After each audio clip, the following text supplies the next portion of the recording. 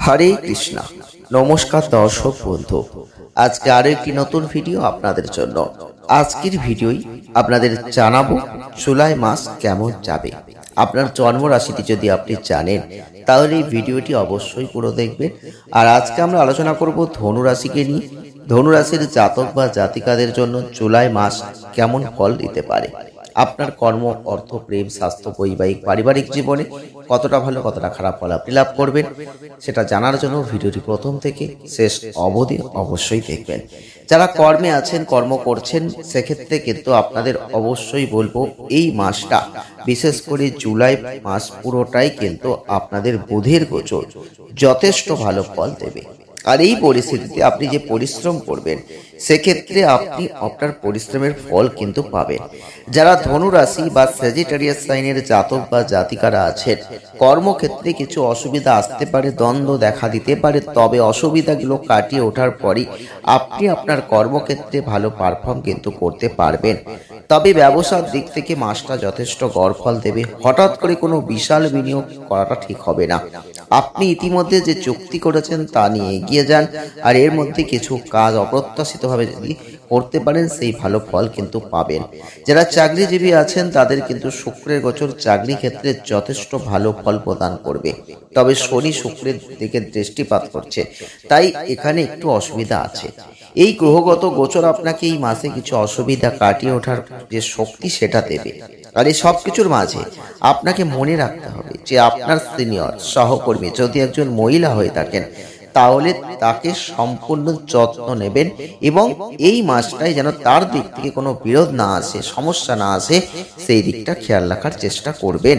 18 জুলাইয়ের পরে কিছুটা দুর্বল জায়গা আছে, তাই এগুলো অবশ্যই খেয়াল রাখবেন।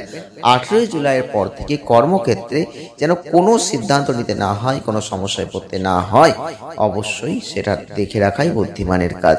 যারা আর্থিক দিক নিয়ে অনেক চিন্তা ভাবনা করছেন যে জুলাই মাসটা কেমন যাবে, যদি আপনার রাশিটি স্যাজিটেরিয়াস বা ধনু রাশি হয়ে থাকে তাহলে আপনাদের লাভ ঘরের দিক থেকে অবশ্যই বলবো শুক্রের গোচর শুভ মনে করা হচ্ছে না। শুক্র গ্রহ কিন্তু এই অর্থনৈতিক দিক থেকে খুব একটা সহযোগিতা করবে না। আপনি কিন্তু ঋণ নেওয়ার চেষ্টা অনেকটা করছেন আর ঋণ পেতে পারেন, তবে আয়ের জায়গাটা সমস্যা রয়েছে, তাই সেদিকটা খেয়াল রাখবেন।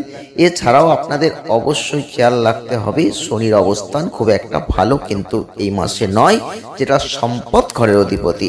অতএব মাসটা অর্থ সঞ্চয়ের ক্ষেত্রে খুব একটা সাহায্যপূর্ণ হচ্ছে না, অর্থাৎ আপনি আপনার কঠোর পরিশ্রম অনুসারে উপার্জন করতে থাকবেন।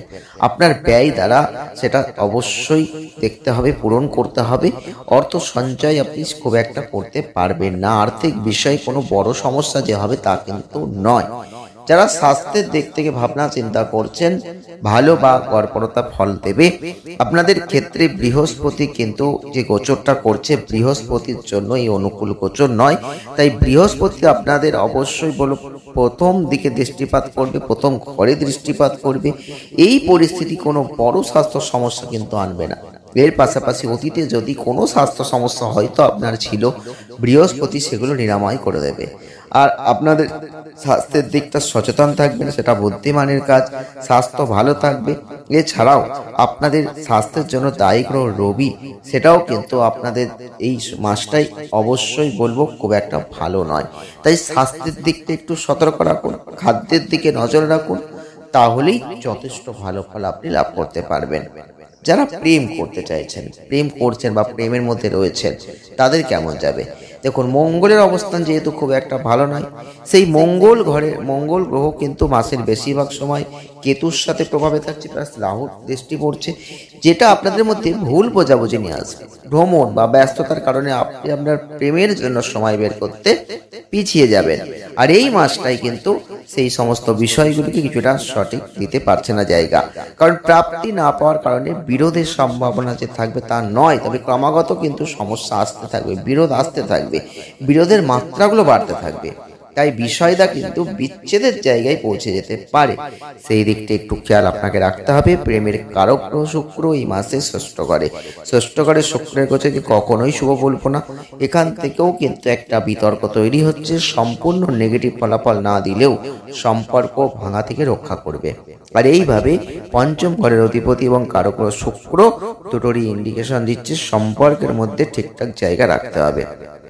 দেখা কম করুন, কথা কম বলুন, কিন্তু যখন দেখা করবেন কথা বলবেন সেই আচরণটা ঠিক রাখুন, তাহলে দেখবেন কোনো সমস্যা আসবে না।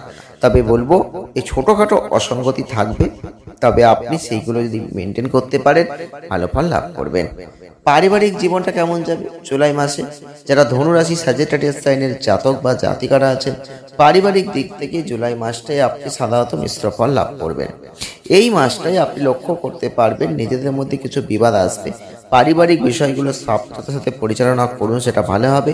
অসাবধানতার ক্ষেত্রে পারস্পরিক তর্ক বিবাদ এগুলো আসতে পারে।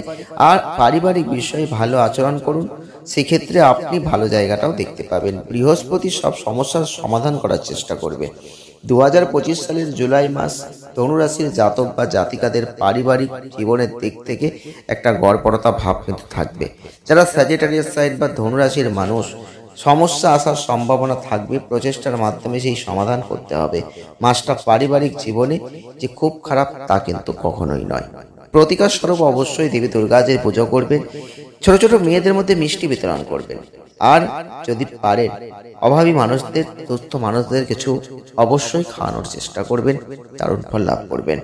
ভিডিওটি আজ এ পর্যন্তই, দেখা হবে নেক্সট ভিডিও। ভালো থাকবেন, সুস্থ থাকবেন, আনন্দে থাকবেন। ধন্যবাদ।